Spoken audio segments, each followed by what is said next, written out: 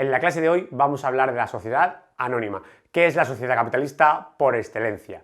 En ellas, el capital se divide en acciones, que son partes iguales e indivisibles. Así, si una persona quiere ser propietario de una sociedad anónima, tendrá que comprar estas acciones y para ello tendrá que hacer aportaciones dinerarias, es decir, tendrá que pagar una cantidad de dinero, o no dinerarias, puede aportar un bien, como una máquina o una patente. Este tipo de sociedades son ideales para las grandes empresas, que necesitan grandes cifras de capital.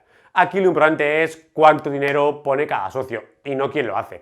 Y esto es porque los socios normalmente no van a llevar la gestión de la empresa, ni van a tomar decisiones. Lo único que hacen es poner una cantidad de dinero, invertir en la empresa, con la esperanza de que la empresa vaya bien, gane beneficios y entonces a ellos les repartan dividendos.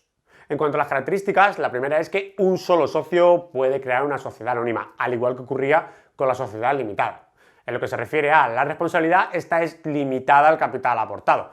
Es decir, si yo compro acciones por valor de 5.000 euros, como mucho podré perder esa cantidad, pero nadie me puede exigir más a partir de ahí. En cuanto al capital mínimo que necesitamos para registrar la empresa es de 60.000 euros, que el 100% tiene que estar suscrito y el 25% desembolsado. Es decir, que el día que yo voy a registrar mi sociedad anónima, yo tengo que decir quiénes son las personas que van a ser los socios. Es decir, esas personas con nombre y apellidos tienen que decir, oye, esta es la cantidad que vamos a poner. Entonces, el 100% de esa cantidad ya tenemos que saber quién la aporta. Y el 25% ya tiene que estar desembolsado, ya tienen que haberlo pagado.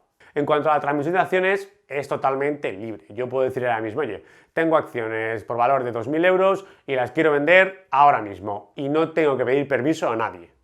Y por último, y como siempre, el impuesto que se paga es el de sociedades, que recordemos que es el 25% de los beneficios que la empresa ha ganado. Otro punto a tener en cuenta en las sociedades anónimas es que tienen dos órganos de gobierno, la Junta General de Accionistas y el Consejo de Administradores. En la Junta General de Accionistas, como dice su nombre, pues los accionistas se reúnen para tomar las principales decisiones de la empresa y los votos se hacen siempre por mayoría absoluta. Aquellos que tengan más acciones obviamente tendrán más votos. Por ejemplo, en la empresa Inditex, Amancio Ortega tiene el 50,1% de las acciones, es decir, tiene más de la mitad. Por lo tanto, se hace lo que dice Amancio Ortega, porque siempre tiene más de la mitad de los votos. Sin embargo, en otras empresas esto no ocurre así, y por lo tanto hay que hacer un recuento de votos para ver cuál es la decisión que finalmente se toma. Y luego tenemos el Consejo de Administradores, que son los que toman las decisiones del día a día y que son elegidos por la Junta General de Accionistas. En lo que se refiere a las ventajas, una de las principales de la sociedad anónima es que la responsabilidad es limitada al capital aportado.